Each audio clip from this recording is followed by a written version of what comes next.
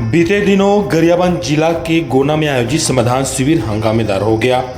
कभी नक्सल प्रभावित माने जाने वाला इस इलाके के 14 से ज्यादा गांव के हजारों लोग मूलभूत सुविधाओं से जुड़ी 17 बिंदुओं पर अपनी मांग का आवेदन लेकर एक साथ शिविर को रैली का रूप देकर नाराबाजी करने लग गए।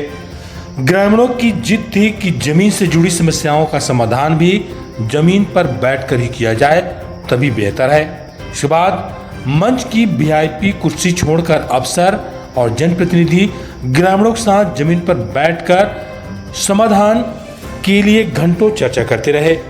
जहां 17 मांगों में 7 का समाधान तो शिविर पर ही कर दी गई। इस क्षेत्र में सड़क, स्कूल, पुल, विद्युतीकरण और पेयजल जैसी कई समस्या से ग्रामीण वर्षों से जूझते आ रहे हैं। कलेक्टर BS उइके ने शासन स्तर की समस्याएं को प्रस्ताव भेजने का भरोसा दिलाया है। गांव में आप जाके देखो सर, मैं तो आग्रह करते हैं आप गांव में एक दिन आप रात रुक करके देखो सर, आप लोग पता चल जाए कि हम कैसे कीड़े मकोड़े की तरह से जीवन जीवत हैं सर। ये स्थिति हो गई है। मैं आग्रह करता हूँ जिले के तमाम अधिकारी, आप भूतपुर में रुक करके बताओ, दो कुचेंगा में रुक करके बताओ, अपन गाँव में रुक करके बताओ, आप मतलब पता चल जाए सर कि हम कैसे जियत खात हैं, हम कैसे अपन।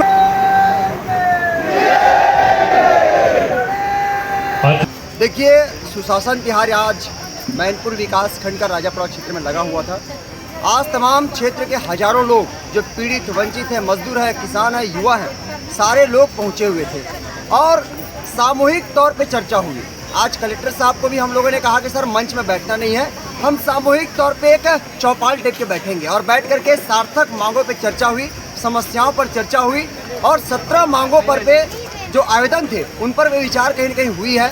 और हमारा एक ही मांग है कि 17 आवेदन हम लोग जो दिए हैं उसमें कहीं ना कहीं त्वरित समाधान करें।